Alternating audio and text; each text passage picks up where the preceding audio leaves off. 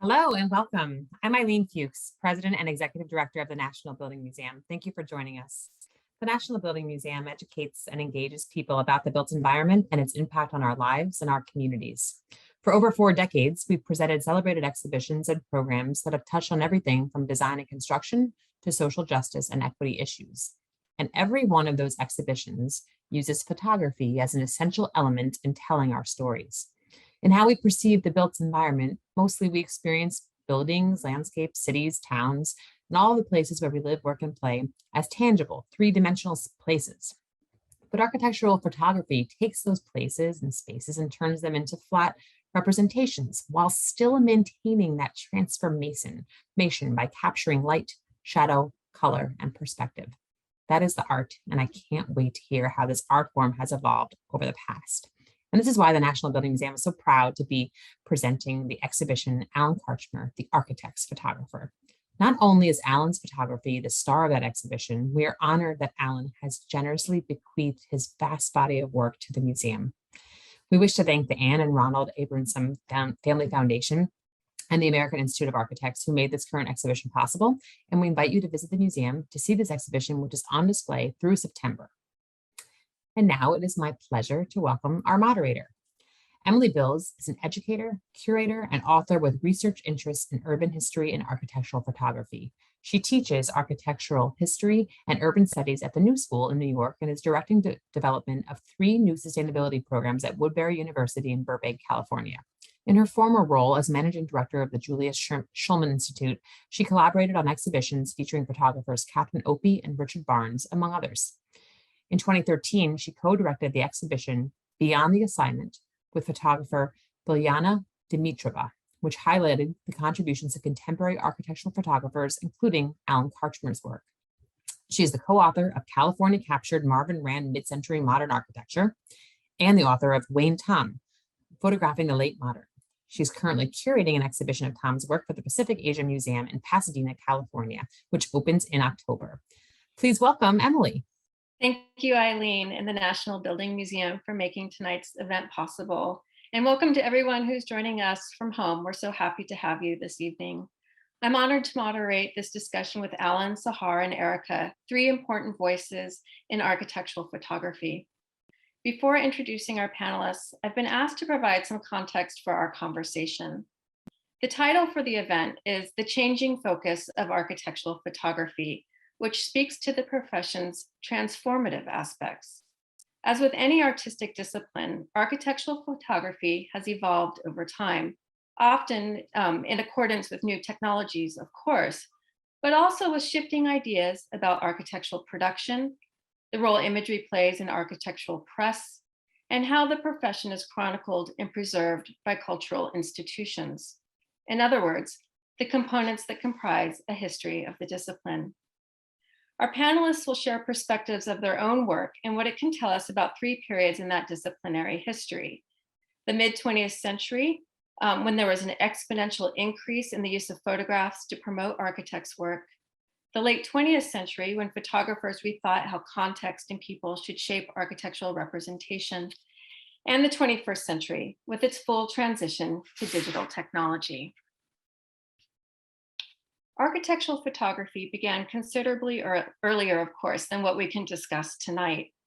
But many of the issues that shaped those first decades of the profession find resonance with some of the topics our panelists will discuss. The history of architectural photography can be traced to the beginning of photography itself. In 1839, William Henry Fox Talbot in England, pictured here on the left, and Louis Daguerre in France, pictured on the right, published the first consequential photographic processes, and buildings emerged as a preferred subject matter. This was in part because the long exposures required by the rudimentary technology required subjects that would sit still. From the beginning, however, photographers chose architecture as a subject for reasons beyond technological constraints.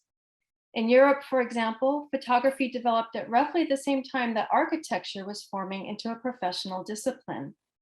The emergence of architecture schools and publications that featured architectural design fostered the institutionalization of representation, And so photographs, much like drawings, became a really important way of copying and studying buildings and their details. As we can see here in Frederick Evans' detail of the arches and the sculpture on the front of Bourges Cathedral. Governments also, particularly in France and England, hired photographers to undertake vast architectural documentation projects that would record national achievement and educate the public in the history of architecture. Charles Marville was one of those hired to document Haussmann's reconstruction of Second Empire Paris with its Beaux-Arts buildings and broad boulevards. In these instances, photography was taken for granted as a way to create an authentic record.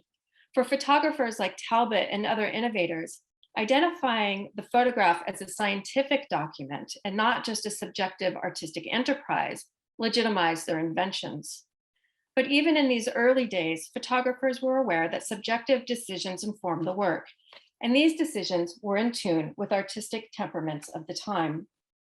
For example, 19th century painters and photographers alike were preoccupied with the culture of Romanticism, manifested in sublime landscapes with architectural ruins, often framed by foliage.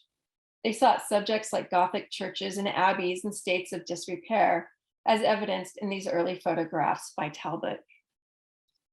Thus, photographers of the built environment encountered, even if subconsciously, questions of neutrality versus authorship in image making, a subject that continues to shape conversations about photography and its relationship to the architectural profession.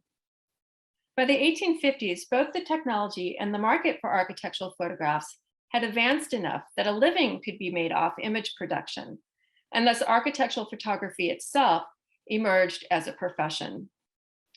And in these early years, the most common commercial enterprises usually sold postcards or small books of photographic prints of buildings that you could purchase, usually of environments far from home, which satisfied a growing bourgeois interest in travel.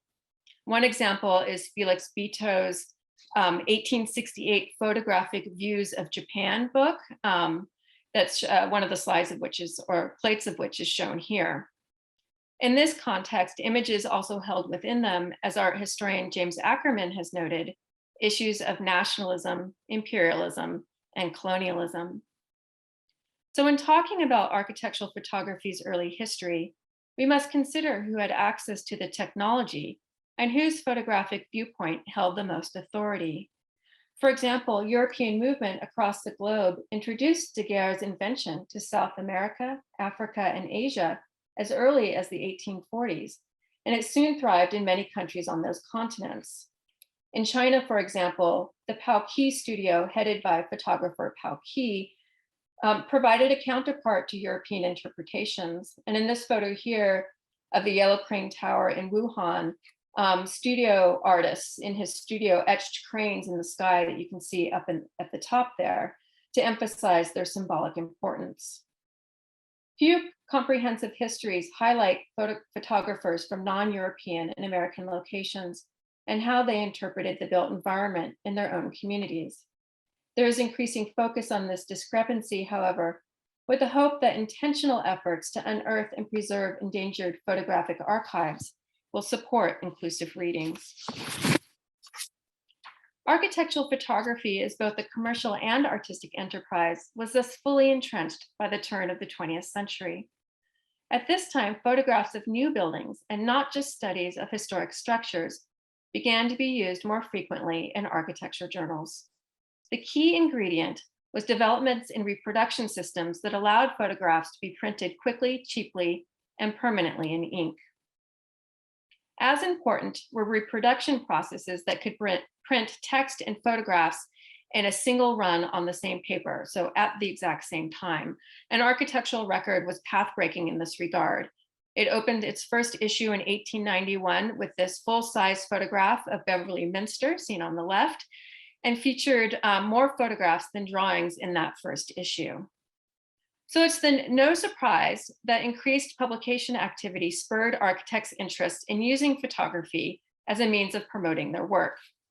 From very early in his career, for example, Frank Lloyd Wright recognized the power of images and included photographs in his long history of exhibition and publication projects. This required a steady stream of prints, and how he obtained them revealed the different ways architects worked with photographers.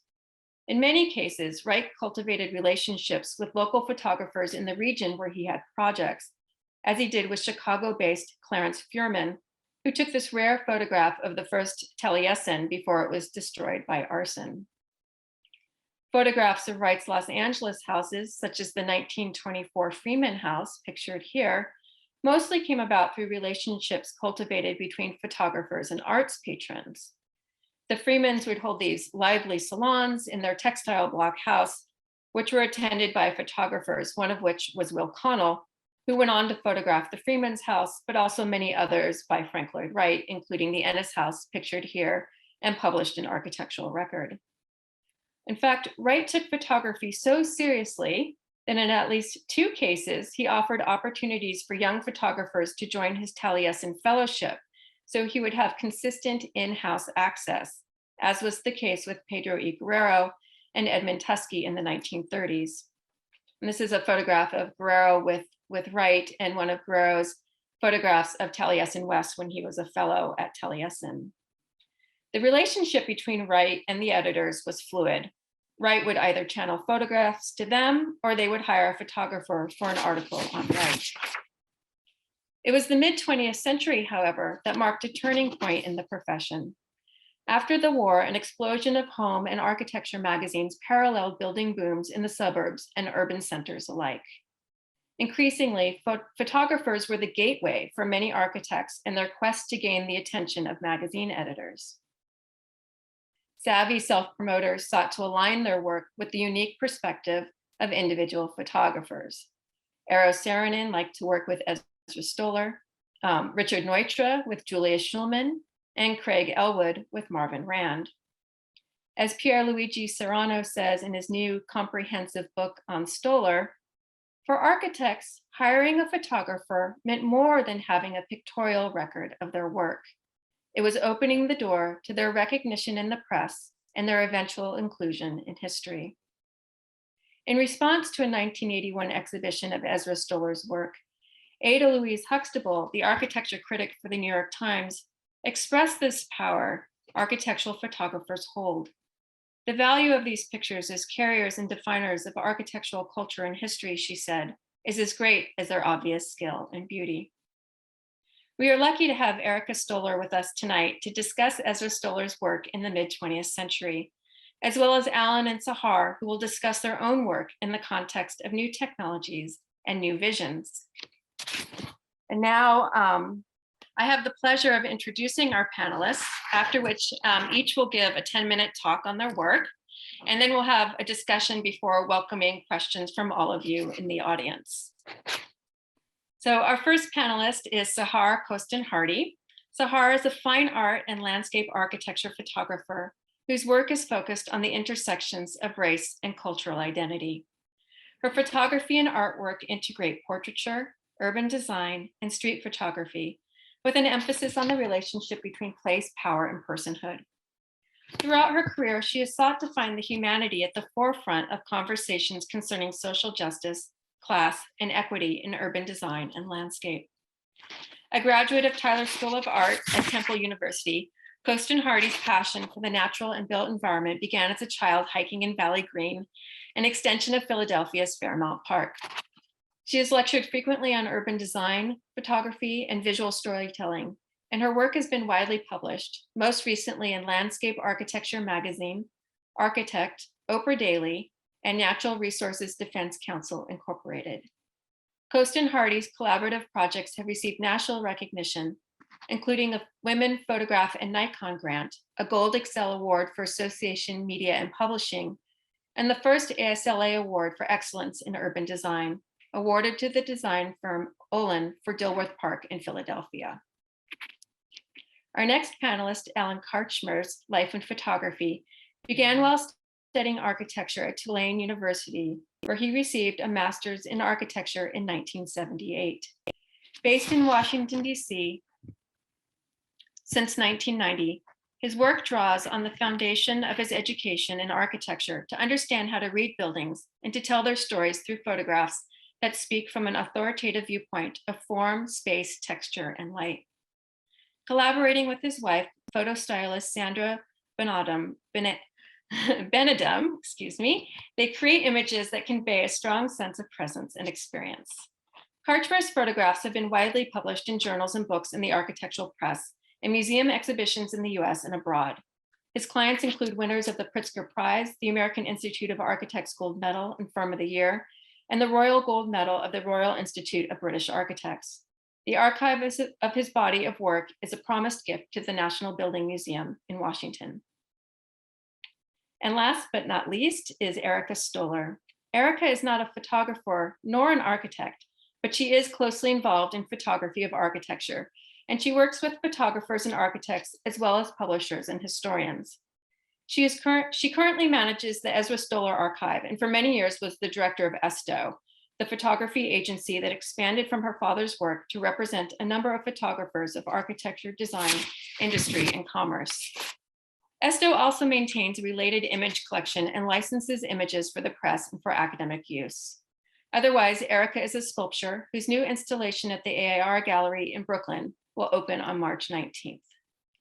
And now I am pleased to hand the reins over to Erica, who will present her work. Thank you. I'm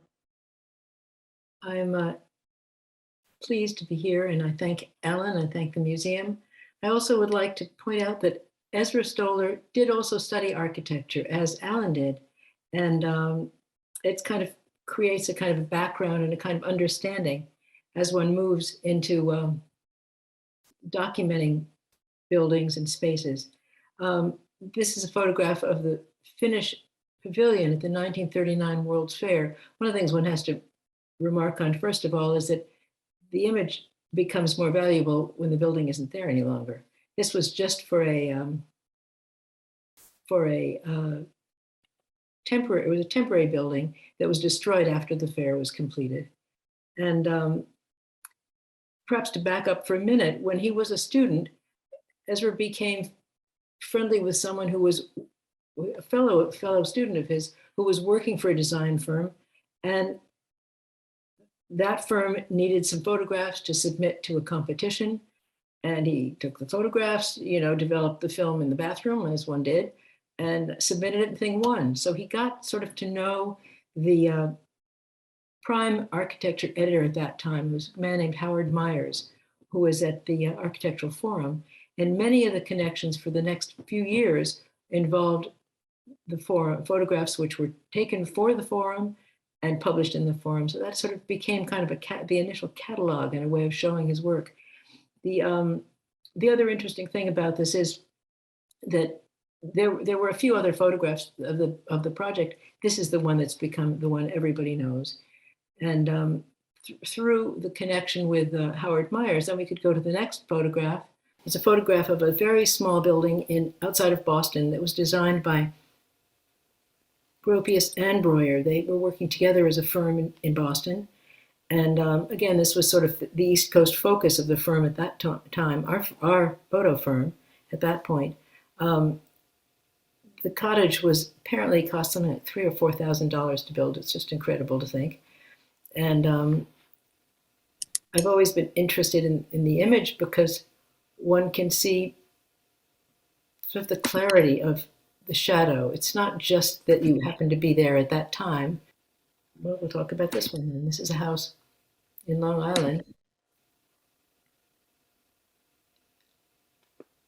A house in Long Island that Breuer designed after he finished working with Gropius and he was working in New York at that point. And this photograph became rather well known in the last few weeks because the house was knocked down. Again, it's this issue of the value of the photograph when the thing is no longer there. Of course, we have no idea what it looked like in the last 50 or 60 years, but it looked this perfect in the very beginning. And this was photographed in 1946.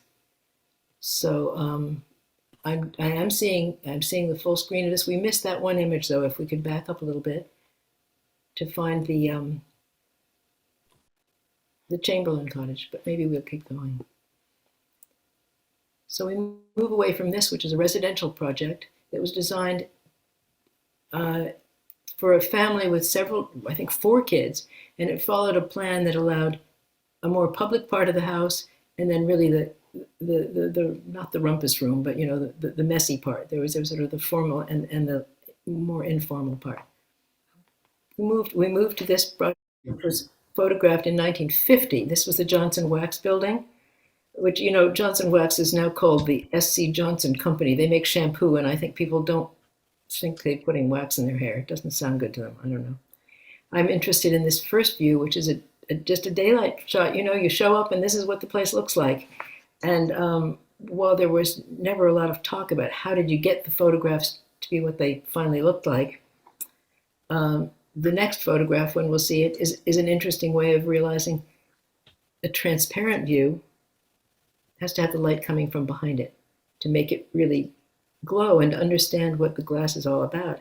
He realized that if you get up enough early in the morning and you see the next photograph, you really understand what you're seeing. And in fact, you hardly realize that it doesn't always look like that. You begin to take that as the given in understanding the glass enclosure and the spirals within it, you know. So that was done in 1950. And then we skipped, the next photograph is 1957, which is a building that Skidmore designed in the country outside of Hartford. I mean, I can't believe it's country anymore. But this was a collaboration with Gordon Buncheft got credit for this. Natalie DeBlois was apparently very important in the design. And this sculptor Isamu Noguchi did this 3-part family piece outside. The building was also arranged with 4 interior courtyards, and Noguchi designed them and designed the gardens as well. But it's a way of keeping a horizontal, low building where every office has a window. I mean, this was a big deal because it used to be that only the upper ups got decent views and everyone else was sort of cramped in tight, dark spaces. So if you go to the next one, we'll see more about the building, which was sort of transparent and reflective at the same time. An image like this kind of tells you that in a sort of metaphorical way that the countryside comes right inside, and the sunlight does too. And then in the next view, it's another view from the inside, one of these courtyards that Noguchi designed. And I didn't realize until we expanded it greatly, the people in the background are playing ping pong.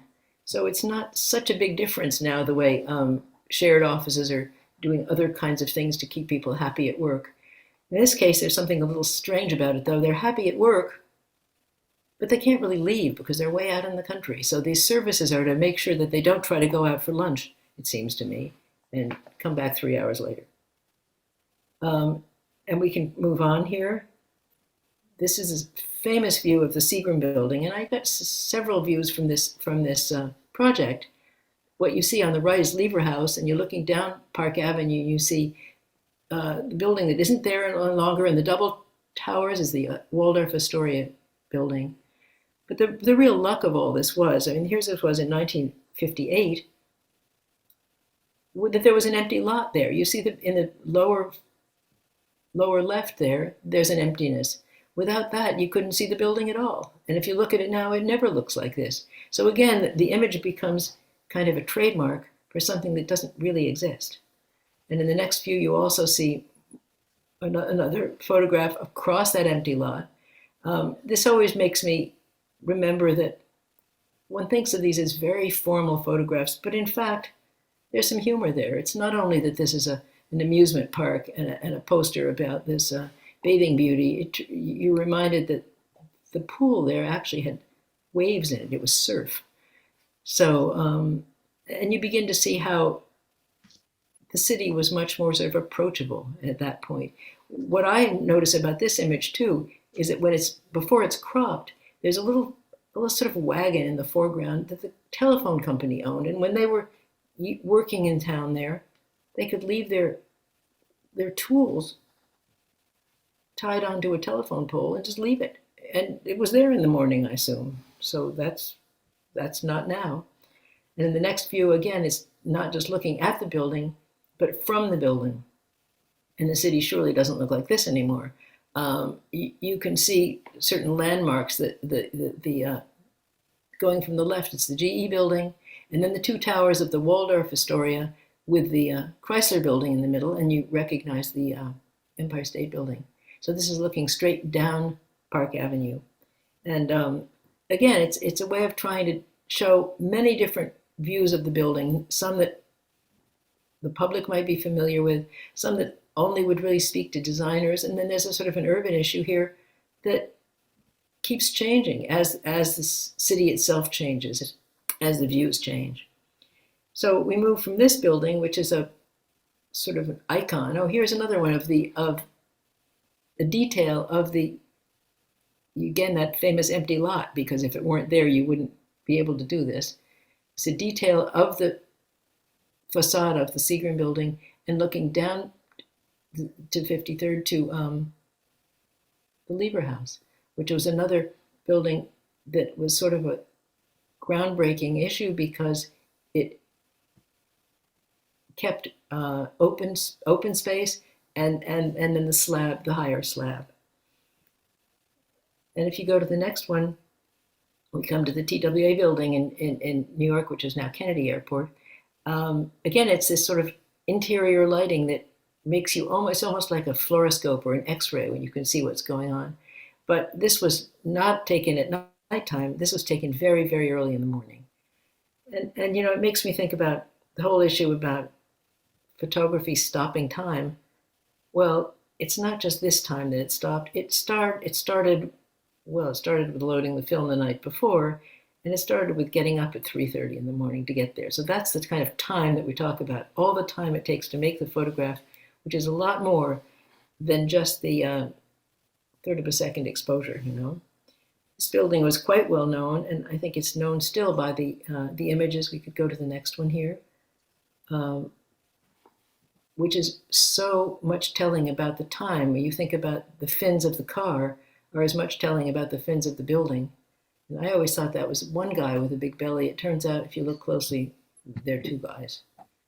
But it's very much when we start seeing swoopy buildings now and realizing how on earth are they, how do you tell them what to build? Well, this was not done with a computer.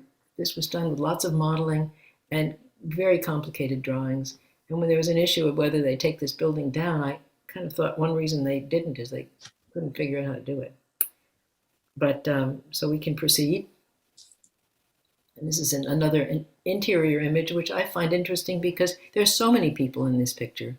And they were not put there. I mean, he was in the right place, waiting for the light, and the people were walking through. So it's not staged in that sense, but there's a lot of activity which sort of plays with the forms themselves, sort of uses them in a different way.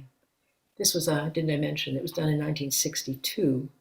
And then the following year, when we come to another image of another project, this is rather a surprising picture because many people are familiar with Falling Water, the Frank Lloyd Wright house in Western Pennsylvania, done for the Kaufman family. And this is not a view you see at all because this is upstream. That was the bridge that you go over to come to the house. But this was where the water came from, which then went under the bridge and actually under the house. And in the next image, you also see that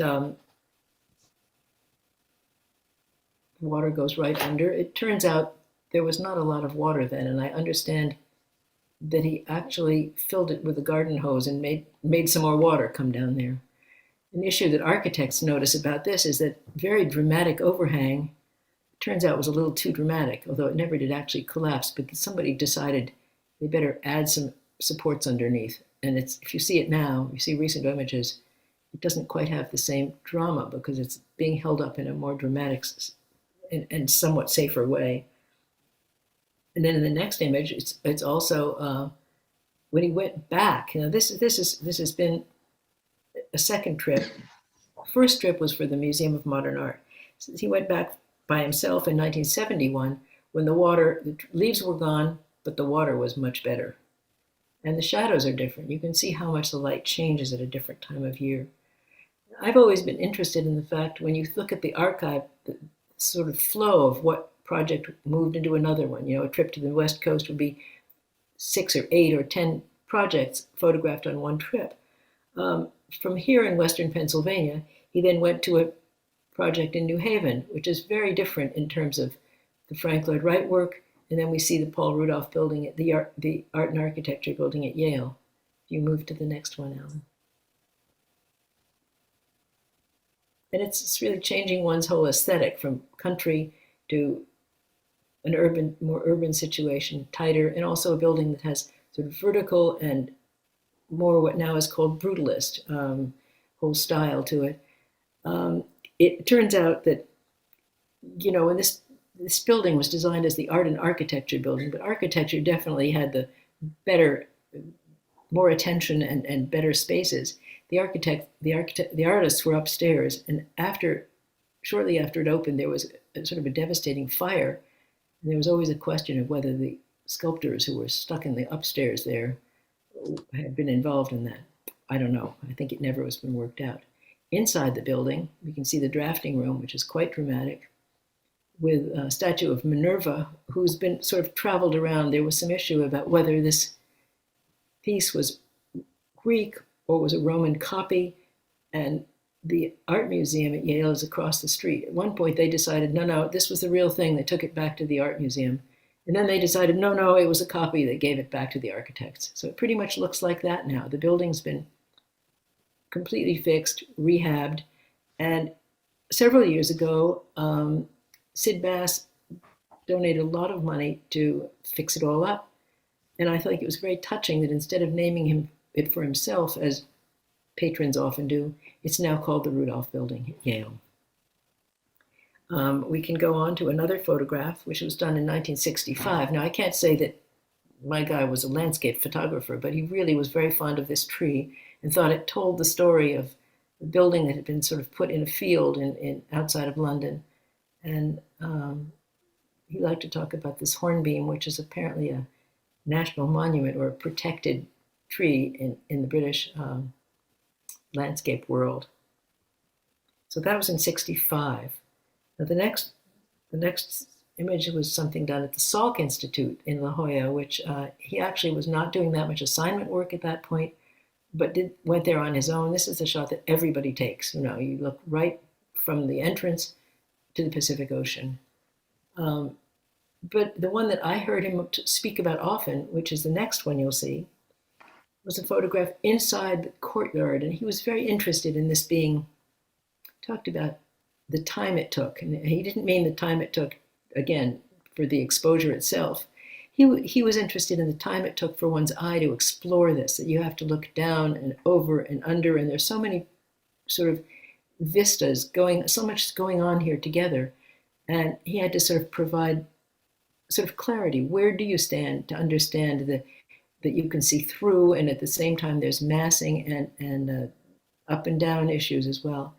He also talked about a problem he had making this photograph. He was very concerned that the camera was broken. Something wasn't working right.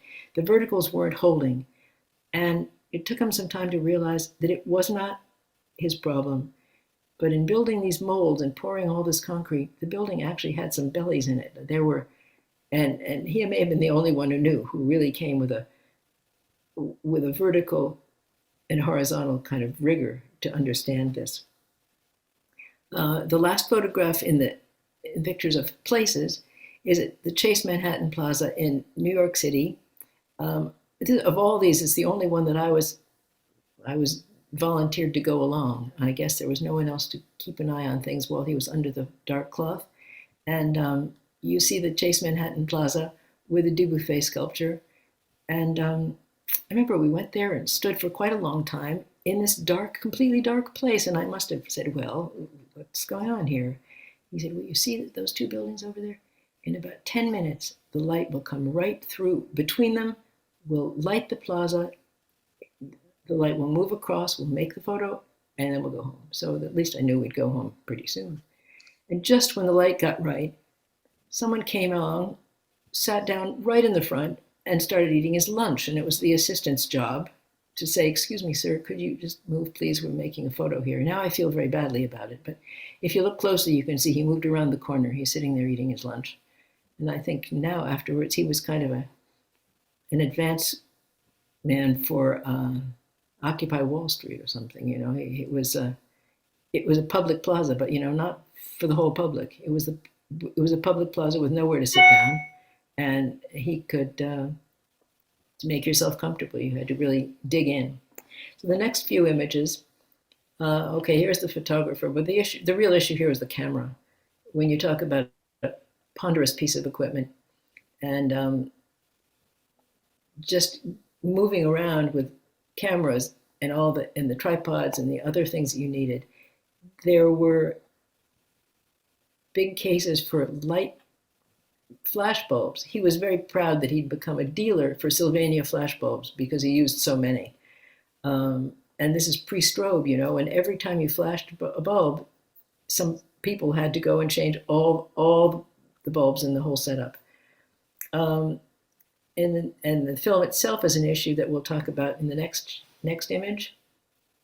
This is the film case. When you think about what the camera card looks like these days, these were 8x10 film holders that had been previously loaded, and this is the one on the bottom is an 8x10 film holder. The other one sort of is part of some kind of history that sticks around in my life because it's such an interesting wooden piece of equipment.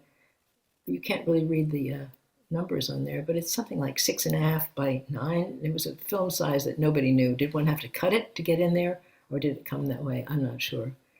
But Alan and I had a little correspondence this morning about not just, I was thinking about loading the film, having to anticipate what you think you'd be shooting, and having to sort of be careful during the day that you didn't get too excited in the morning and shoot it all up. And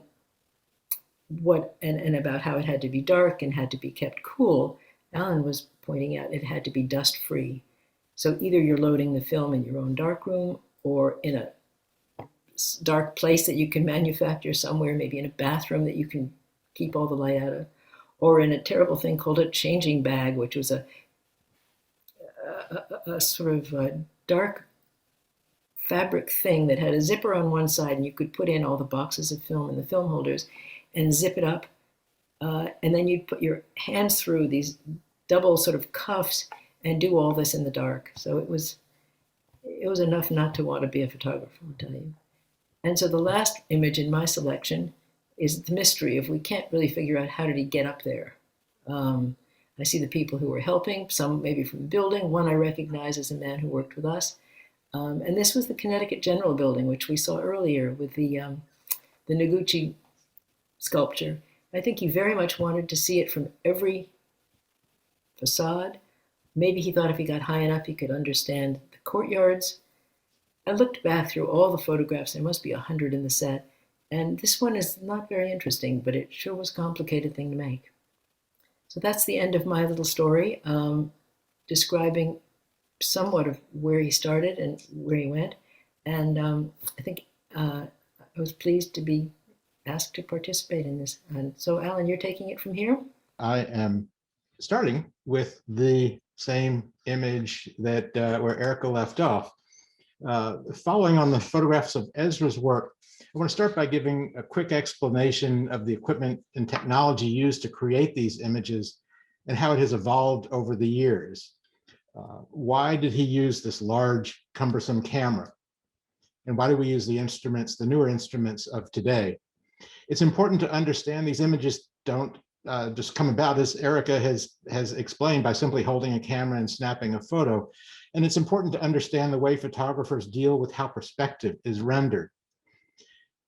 As we see things in the world, we know that objects appear smaller in the distance. As our brains interpret what our eyes take in, we see this clearly in the horizontal. If you look at a long building, the horizontal lines converge as it recedes into the distance. As we see here in this photograph of a multi-use building in Washington, D.C. by 10 Arquitectos. But we tend to perceive vertical lines as being straight. If you look up at a tall building and concentrate on it, you will see that it actually appears narrower toward the top. but as perceived by most people, vertical lines appear straight and parallel. If you tilt a camera upward, especially with a wide angle lens, vertical lines converge and the building appears to be leaning inward. We're looking at an apartment building also in Washington by Morris Odgme. So to create images that more closely emulate human perception, photographers take measures to force vertical lines to be parallel. When the camera is level, vertical lines are rendered straight, but this usually doesn't allow for the composition of the photograph to show the desired content. So how do we fix this? The lenses that architectural photographers use have an image circle much larger than the film or digital sensor, as you see on the left. So with the camera level and vertical lines straight, the film or sensor can be moved within the image circle so the desired area of the subject is in the frame. Large format view cameras, which were the state of the art during the film era, as you saw with Ezra working, accomplish this by allowing parts of the camera that hold the lens here in the front of the camera or film inserted into the back to move vertically and horizontally. In digital photography with a DSLR camera, this movement is achieved with a shift or tilt shift lens, where a geared mechanism in the housing of each lens allows it to move vertically or horizontally or diagonally so that the sensor is positioned over the subject, the area of the image circle that you want to appear in the photograph. The camera that I use is called a technical camera, and it functions essentially the same way, except the movement is built into the body of the camera rather than each lens, with the lens here moving on the vertical axis and the digital back on the horizontal axis. These cameras are used on a tripod to allow for more precise positioning, although DSLR can be used handheld, and this allows for working in a faster and more spontaneous way, which opens the door to other possibilities in image making. But for the most part, we're using a tripod, and this method of positioning the camera encourages careful, studied, and perfected compositions. Here you see me on the rooftop of the National Museum, photographing the National Museum of African American History and Culture by Freelon Ajay Bond Smith Group. Perhaps I'm in a somewhat safer looking position than Ezra was atop that scaffold. And here, photographing Jeannie Gang's hive installation in the Great Hall of the National Building Museum. On the right, you see the tripod in a somewhat precarious way, positioned in a somewhat precarious way to get the camera as far out as possible over the balcony wall. In some cases, an inch one way or the other makes a difference in the composition. My career has spanned a period of dynamic and substantial change in both architecture and photography. Over this time, architecture, some might argue, has become more democratic with increased emphasis on placemaking, human interaction, and more recently, social equity. Perhaps it can be said that some of these values which have informed design over millennia were under-realized during the early days of modernism and have been rediscovered. At the same time, the technology of photography moved from film to digital capture, which has enabled new and significantly improved ways to capture and create images. Technological advancements aside, the photographs we make to communicate design have evolved stylistically to emphasize these newfound values. Our images now more clearly relate the context in which buildings exist. Context in the sense of the environment in which buildings are placed, and context in the sense of people using spaces. We've gone from presenting buildings as objects unto themselves to showing the environments architects and designers create for the people who use them. This photograph of the National Museum of African American History and Culture shows the building in the setting of the National Mall. The building itself is a relatively small part of the overall image, but it has a strong presence in part due to the merits of its design. It says, "This new thread in the fabric of the city is a monument among monuments." Here it's seen in a more urban context, showing how it relates in scale while contrasting in material and form to the urban landscape of which it is a part. This, by the way, is the photograph I was making in the shot that showed me and my camera on the rooftop.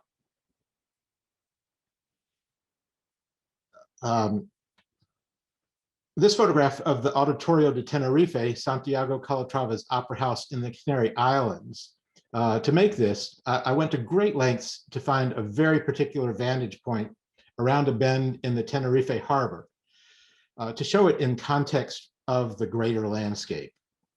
I was using a long lens from a distance, and in doing so, it rendered the space in a more compressed way. The building becomes an element of the landscape rather than an object in it, and matching the grandeur of its setting. Here we are at Chateau Lacoste, a vineyard in Provence that has been developed into an art center. This photograph shows the visitor center designed by Tadao Ando. The elemental geometric shapes of the rectangular portal and circular oculus dominate a minimalist composition, while the complexity of the ensemble of parts framed in this view, punctuated by the monolith at the end of the path and the mountains beyond, speaks to the harmony of the designed and natural landscape. Returning to a more urban setting, this photograph of Lears Weinzapfel's addition to Joseph Louis Serre's Science Center at Harvard was conceived to show the relationship of their work to the original building, and both to the fabric of the campus. It's intended in part to show how they deftly and sensitively inserted new forms within the framework of Serre's building. Seen together with other buildings on the campus, we understand the continuum of history that is expressed in structures from different periods.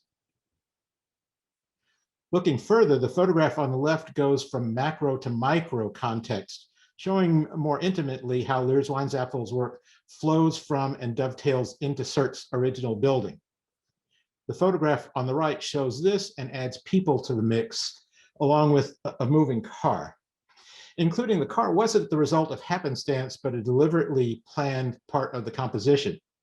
I wanted it in part to bring balance to the composition, and also from a very practical standpoint, to block a shiny car that was parked across the street, which, if fully seen, would be a visual distraction to the image. Placement of people in photographs of buildings is extremely important, so they add to the composition without taking emphasis away from the architecture. This photograph is from 2004, toward the end of the film era, and getting everyone in the right position is a one-shot deal. So unless I choreograph the scene, which is sometimes done, it's partly a matter of luck, as was the case here when these people happened to be crossing the street in just the right spot at just the right time when the car edged into the frame. Digital photography enables more flexible ways to achieve figure placement, and I'll explain that in a moment.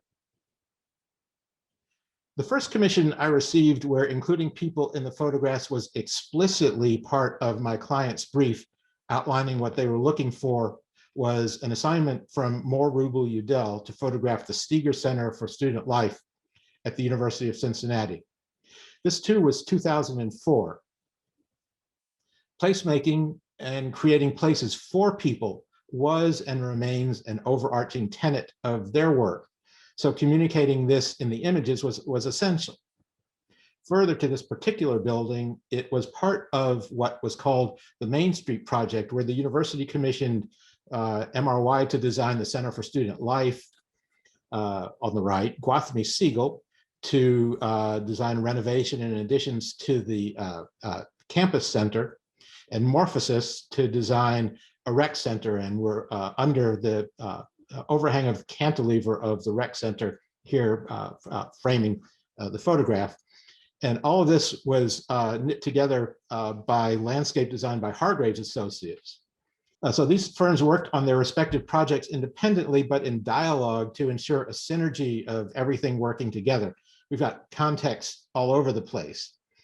And you see this architectural emphasis on placemaking and human interaction expressed in the photograph. I mentioned I would explain how some photographs are constructed in the digital era, and this image of the History Gallery at the National Museum of African American History and Culture is a perfect example for a quick tutorial. Since the earliest days of the craft, photographers have struggled to capture the wide range of brightness perceived by the human eye. Going back to 1826, and I will defer to Emily's authority on history of photography here, but it's been my understanding that this was considered the first photograph ever made by Joseph Niepce, a view from the window at Le Gras. And architecture was the subject, I speculate, because it was there, and as Emily pointed out in talking about other early photographs, because it remained still for the many hours it took to make this particular exposure. You can see that it's literally black and white with few, if any, shades of gray. As photographic technology advanced, improvements were made in film in the ability to record gradations of tone, but it always remained a struggle. Photographers making prints from negatives in the dark room would dodge and burn to block or add light in an effort to preserve detail in shadows and highlights. Ansel Adams invented the very complex zone system, which extended the tonal range of black and white film. Digital photography has brought a new and effective arsenal of tools that can be used to extend the previously limited tonal range. It also allows the photographer to bring people from different captures into a composited image, bringing greater flexibility in where they appear in the composition. So here we are again looking at this photograph from the museum. It's constructed from parts derived from many different captures. The overall light level in this space is relatively low, while images displayed on the screens are very bright. The difference between the darkest and brightest parts, the tonal range, which the human eye readily perceives, is beyond the capability of even the most advanced digital camera to record in a single exposure. And here you see what is referred to as the raw capture. This is the crude data recorded by the camera before any adjustments and corrections are applied. So the first thing is that a wide range of overall adjustments will be applied to control and adjust hue, hue or color, brightness, contrast, and saturation, or the intensity of color. And this is the image with these first basic adjustments applied. The images projected on the screens in the space are too bright to be recorded and balanced with the rest of the image. So a separate capture is made so those parts are properly exposed. And these pieces are added to the background layer, and the differences in coloration between the projection screens are equalized. You'll see there is a great deal of reflected glare in the murals on the right. So a separate exposure is made using a polarizing filter to remove this glare. And this is added, this part is added. To populate the space, figures are selectively added from other captures, including these figures in the lower gallery. This figure leaning over the railing, and these figures on the ramp. I asked the family in the foreground to walk back and forth a few times to be sure I had captured them in just the right place. Different types of illumination in the space have varying coloration. The light source in the lower gallery is very warm, you can see, in relation to the rest of the space. So color is selectively adjusted, limited just to this area. And it may be a little subtle to see that change, so we'll go back again. This is before and after this limited area of correction. And with all those composite elements in place, additional adjustments are finally made to brightness and contrast selectively, and we have the final photograph. And here again, the change is fairly subtle, so we'll see before and after. And here's one more look at where this image started. and the finished photograph. All of these measures are to craft images that resemble what people actually see in a space. It's this kind of technological advance and the ability to extend the tonal range to capture what the human eye is capable of seeing that makes a photograph like this of Santiago Calatrava's World Trade Center Transportation Hub possible. In designing this project, he turned the orientation of the building so the axis of the skylight that runs along its spine aligns with the position of the sun on the morning of September 11th. Every year on that day only, and for an interval that coincides with the time of the terrorist attack, the glass of the skylight retracts into the structure and the building is open to the sky in a ritualized symbolic and poetic gesture. So to commemorate this in a photograph, I decided to shoot into the sun with the source of light itself visible in the image.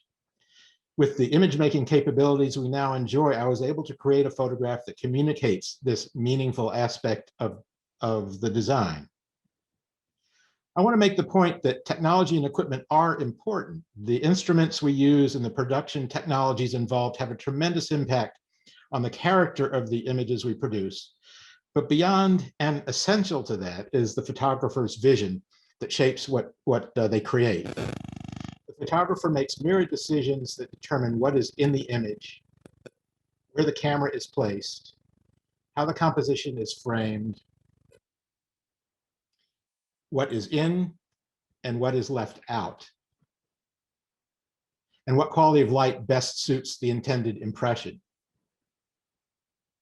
With all of this in mind, I'll end with this pair of photographs of the memorial to enslaved laborers at the University of Virginia by Howler and Yoon. On the left, in context with the landscape and a nearby church, and on the right, in a photograph made from a drone, another technological innovation. The drone provided this elevated vantage point to explain the memorial's relationship to the campus and Thomas Jefferson's rotunda and lawn. Seeing it this way reveals parts of Jefferson's design that were deliberately intended to keep hidden from view the very people this memorial now recognizes, which further illustrates the power of photography to lead people to see what might otherwise be overlooked. As Dorothea Lange observed, the camera is an instrument that teaches people to see without a camera. And with that, I will turn it over to Sahar. Okay, so thank you for including me and my work in this conversation. And it's been fascinating to hear everybody's talk so far and to look through all of the work. I'm going to start with an example of bias to illustrate how important perspective is behind the lens, similar to what Alan said, and then I'm going to go into my work and my process. And this image is an image of Grace Farms Foundation designed by Olin and Sana. So over the years, I've worked with probably about 100 or so designers. And so I definitely understand the historically, we'll say, different or difficult rather relationship that designers have with skateboarders. And so given this, I could have easily just, walked away from this moment and not photographed this image, but I am a child of the 90s. I have a 19-year-old son, he loves to skate. And so my love for skateboard culture is actually eternal. I love it. And so I decided to work a little harder to perfect the framing. And similar to what Alan said, I actually asked the skateboarder to go back and forth a couple of times so that I could perfect the composing of this photograph at Bowie State University for Perkins and Will. And they actually selected one of the images that included the skateboarder, which I think that was the first time one of my clients had actually selected an image of a skater going through a urban design project. So now, talking about these biases, everybody has an unconscious bias, of course, but I think when we recognize them, we do need to think more critically and reframe and refocus and make sure that we're thinking inclusively, critically to help tell an accurate account of the moment. And this is even, I believe it's even in commercial photography.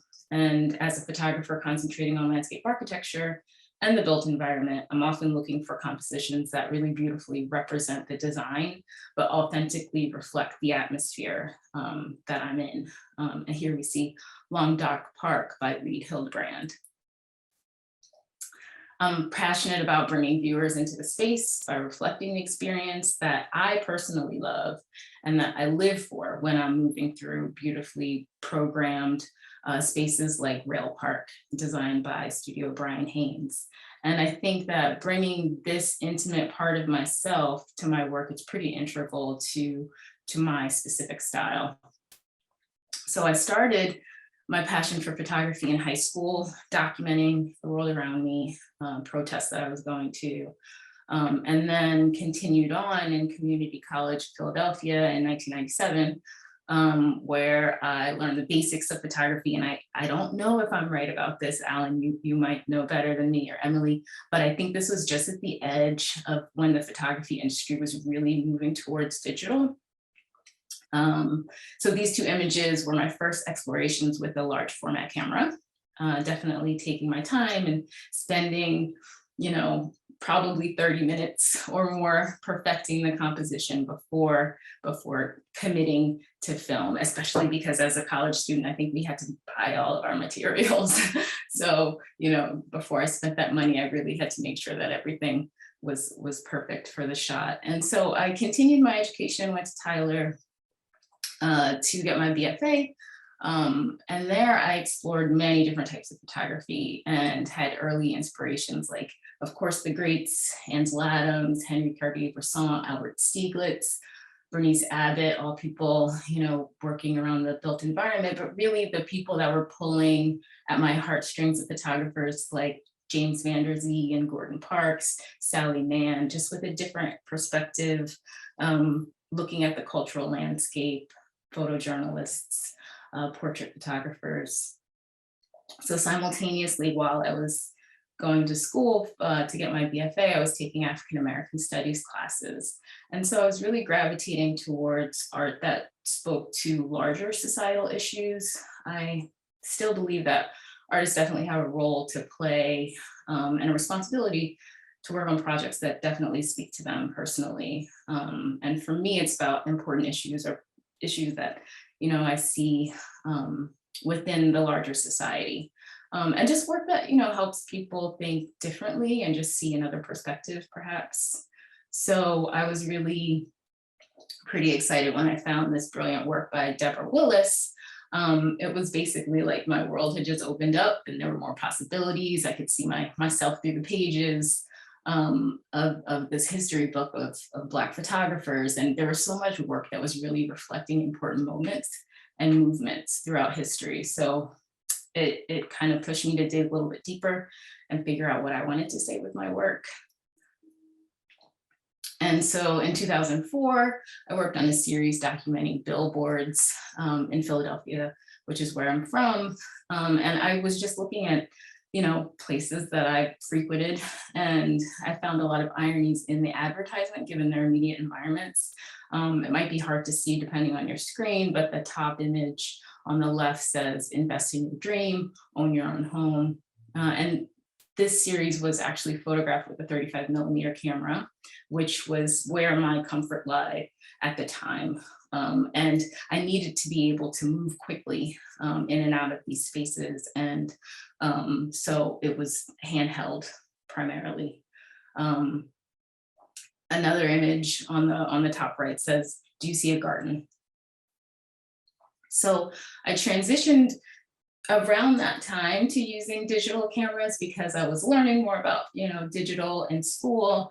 And this is where the industry was moving. They were less expensive to purchase as well. So then I decided to get a DSLR, and in thinking about, the through line or the thread of the work that I was doing before, it really, it occurred to me that the urban realm and connecting, my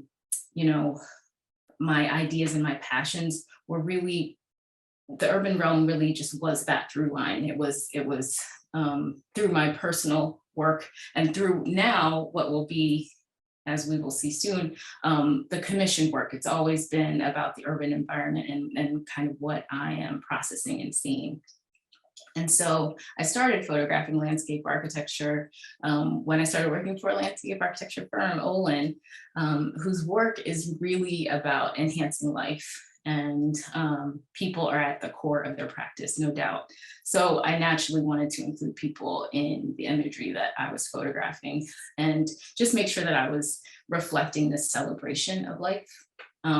Most of the imagery that I was noticing from the commercial architecture world at that time, which was about 2007, there were not many people in the images, or like people were used kind of as props to showcase and bring forward the architecture or the environment. And I really wanted to bring forth that intimacy in people's relationships in the natural environment and in the built environment.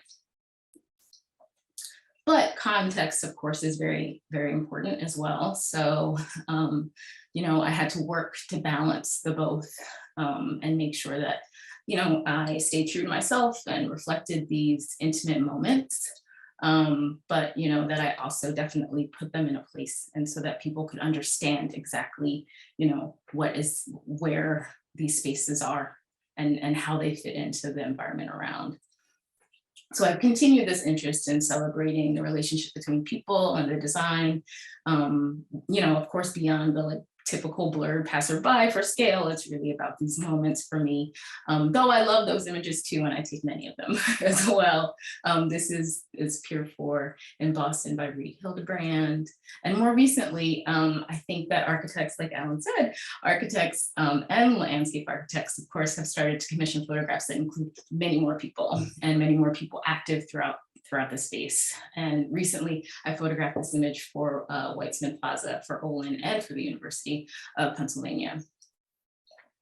Soon after I started my practice, I also started working with Landscape Architecture magazine. So I do a bit of editorial work as well. And I think this really helped weave in my experience in photographing the built environment with the important stories that I was really drawn to, and helped reflect the design's relationship to the movements and to current events as well. So I was really happy to start working with LAM.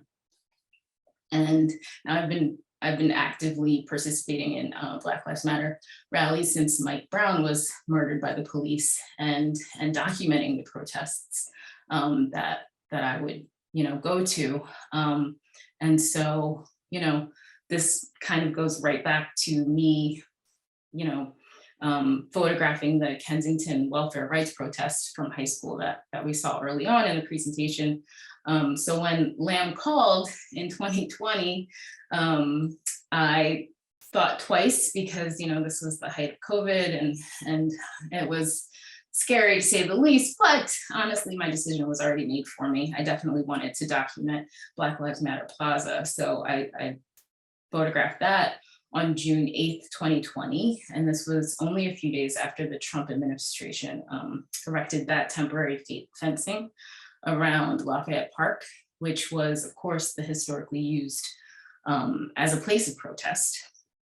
And so this was also the first city, I believe, to paint the words Black Lives Matter, followed by defund the police on a public street. And it was 11 days into the nationwide protests over the 2020 killings of Black people, including George Floyd and Breonna Taylor. And so this assignment was definitely a convergence of the passion that I have for photographing social justice issues and the urban environment. And because of these values, I also collaborate with designers through community engagement, which I think it really helps to keep my passion for people at the forefront of my work. This is an image from a tri-block party for the National Street Service and Hinge Collective in Philadelphia. So in 2019, working with Agency to photograph portraits for their Miller Prize project in Columbus, Indiana, I worked on this project with them to help, bring people to the forefront of this project as well, visually, through visual storytelling. So XX is their project, and it was to connect and reveal indivisible stories, particularly those of Columbus's women. And they really weaved community engagement throughout every aspect of their project. And they often had the prompt, tell me about a woman who positively impacted your life. And agency, they brought me onto the project as the visual storyteller, as I said, to photograph portraits of community members. And I often interviewed them with the same prompt as well. I think we're running low on time, so I'm not going to read this full quote, but here Kyle, he speaks about his stepmother, which is really beautiful. And he ends his interview with saying that she was his hero. And I interviewed about 30 different community members. And this project was really just a celebration, and it was uplifting women's stories. And I really, love to be able to work with communities and with designers in that way. And it's, it's definitely different than photographing a built project, but it's also very important, I think. And taking these core values that I have throughout my work, I also try to bring them to the work when I'm commissioning, or when I'm being commissioned to photograph the built work. So, for this particular image of Repentance Park in Baton Rouge by Reed Hildebrand, my heart basically jumped through my chest when I saw this group of people just enjoying the park so much. It just, brought me a lot of joy. And I'm primarily using a DSLR, a mirrorless more recently as well, when I'm photographing in the field now, and definitely a mix between, being very set up on a tripod and handheld, those intimate moments, more handheld, of course, and the context with the stationary view and the tripod. And, what I see as the success of the built environment is not just through sustainable practices, of course, but also through offering, truly equitable spaces where, for instance, Black joy and Black life can just grow and thrive. And I'll just pause here for a really quick story and then I'll end it. But I just wanted to talk about these children here in Franklin Park, designed by David Rubin Land Collective and Studios. Just built a cafe there too, which will be opening soon. But these children were allowed to just roam free throughout the park, and they were running everywhere and on this bench. And I just love witnessing, just them living. And so I photographed the opening event through the weekend, and of course I had to use my tripod and my wide angles. And actually this image is not with the wide angles, obviously handheld, but I had to set up a tilt shift, which I'll show you in a second, that Alan showed a minute ago. But this is with an 85 millimeter, and I have a 24 to 105 millimeter zoom lens as well, just to get these and achieve these intimate moments. And so, I have to frame and highlight the elements of the design, of course, but it's really the life that is happening in the spaces for me. That's what is the focus. And then you see the beautiful design and what the built environment does to be able to create this space. So here's the tilt shift, as Alan mentioned. I try to travel as light as possible because that's how, that's the way that my style flourishes, and that's how I see and how I'm able to capture these moments. But of course, like I said, you need to achieve these vertical lines very often in straight lines when you're photographing the built-in environment, when I'm not nimbly moving around and running and chasing after people and asking if I can take their photograph. But so just so that you can get a sense, I think I skipped over one image here. Oh, here we go. Just so that you can get a sense of the difference between two of the lenses. So the one on the left is a 24 to 105, open to the 24, the widest that it'll go. This is on Kumo Bridge that I photographed for Trowbridge Wolf Michaels. And so I was standing as far back as possible with this 24, and you could see the barrel distortion. So I really needed my wide angle, which was the 17 millimeter, and the tilt shift allowed me to get the vertical line straight for this overlook specifically. But wrong way. And here's an image of me in the field. And so, you know, photographing on the tripod with a tilt shift, getting the top image on the left that, you know, where you can see all of the context. You can see the car driving by, and this may be a merged image similar to what Alan described. And then you can see people in the background and a beautiful bench. But you know, the father and the child, they were just, their moment was so special to me that I just wanted to see if I could get it in a different way as well. So I had to pick up my mirrorless quickly with my 85 that was already on there and get this, you know, longer, more intimate view of the two of them. I don't know if we have time, maybe I'll just show one more image. This is just a project that's pretty near and dear to my heart right now. I'm working with architectural historian Jennifer Root, and we are documenting and photographing historically significant spaces. And they trace, you know, sites that were represented in the Green Book and other Black travel guides through that help Black travelers move safely through Jim Crow. So this is another way that I'm working to document and photograph the built environment. And I will end there for our questions. Thank you. Thank you, Sahar and Alan and Erica. Thank you for these intriguing overviews of your work. You bring up so many topics we could pursue in our discussion. We have about 8 minutes left. So I think what I will do, I had some questions for you, but actually the first question that I had dovetails really nicely with some of the questions that are coming in from our audience. So I'm going to turn to our audience instead because they have some great topics that they're bringing up. And a lot of these have to do with technology. And since you all talk about the ways technology presents both challenges and opportunities, perhaps we can start by asking you a little bit about the significant ways technological change has shaped your photographic processes, maybe particularly in post-production, but you could also talk about on the site. And Erica, I know you would be discussing this in terms of your father's work.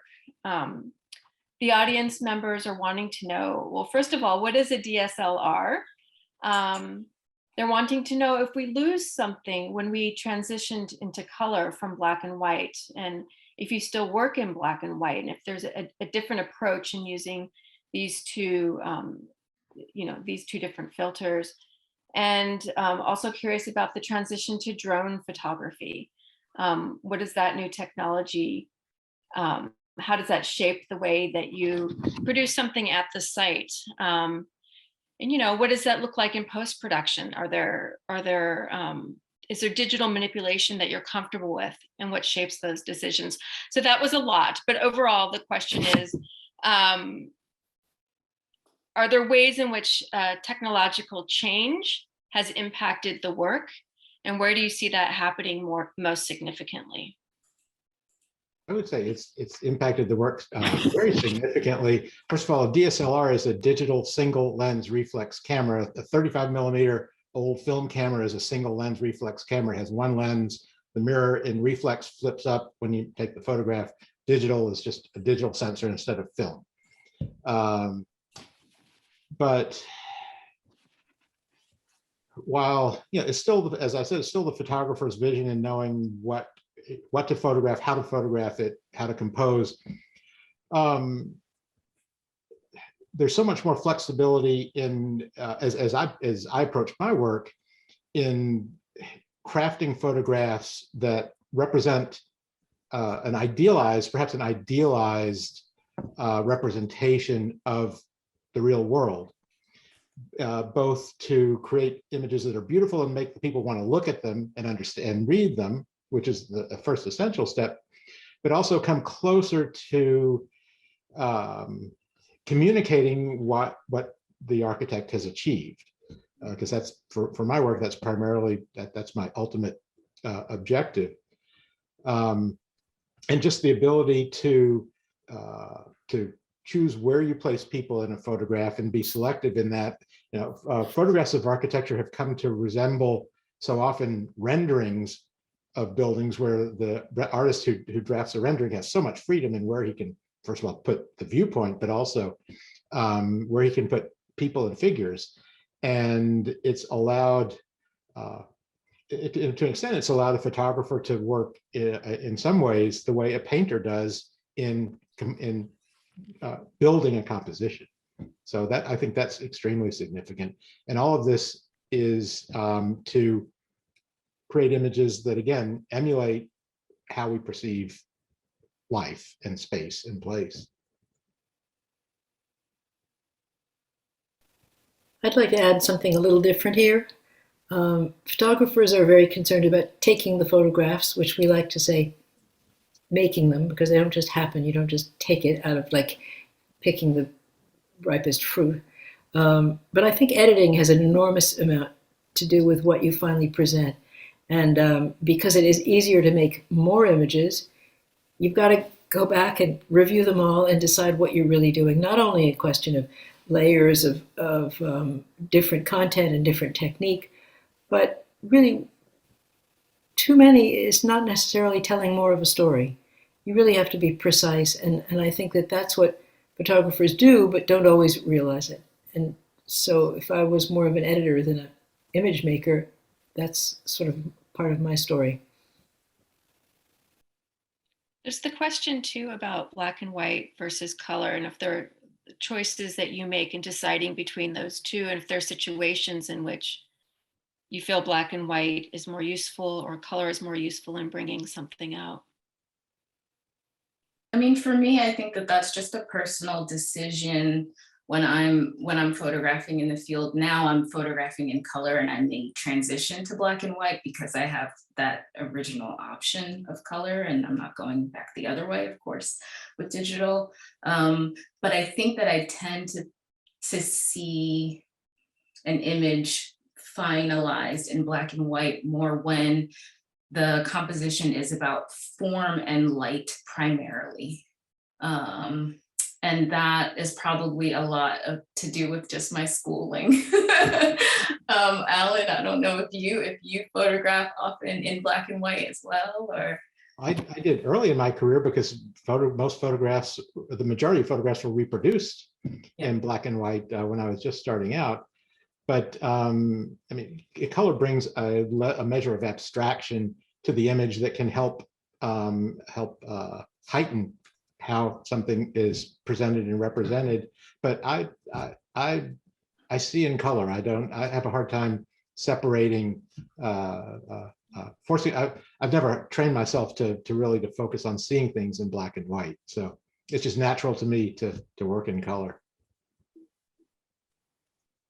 We have time for one more question, and I note that a lot of you, really all three of you in your presentations, talked about the question of honesty and context, and there are a couple questions from the audience about the inclusion of people in your images, and wondering, are there ethical issues to take into account in addition to artistic or professional ones when you're considering a building's context, but also the people that you decide to include or not include, which may have been very different from Ezra Stoller than it is for you, Sahar, or you, Alan.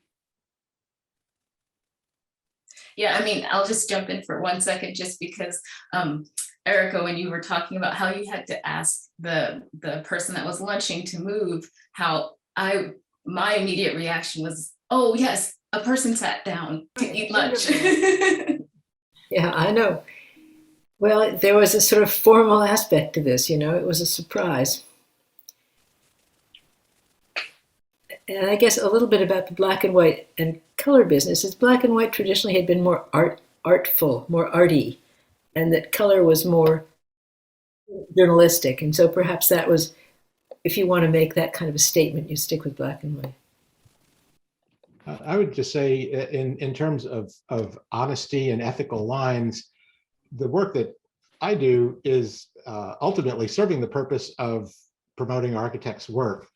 And my ethical line is I'm presenting images that are flattering to the buildings, and they're showing them in their best light. And in some respects, they are idealized or perfected visions.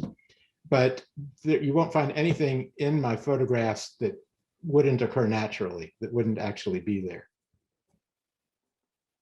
Well, I think now I need to turn it over to Paul Kilmer. Thank you to everyone. Thank you, Emily.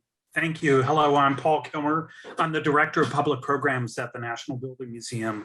Thank you, Alan, Sahar, Erica, and Emily for this great history lesson, but also a conversation about the important role that architectural photography plays in capturing our daily interactions with the built environment. I don't know about you, but for me, a lot of the books in my library are architectural photography books. And so I get to experience places and spaces and things that I wouldn't be able to, not yet, get to. So I'm very appreciative for this art form. To our audience, and please join us in person on April 25th for a continuing conversation with Alan Karchmer, who will be joined by Robert Ivy. You can find out more on our website, mbm.org. Please note that this discussion was recorded and an edited version will be available and free to view on our website within 7 business days. Please don't hesitate to spread the word. Thank you again for joining us, Alan, Emily, Sahar, and Erica. Have a great night.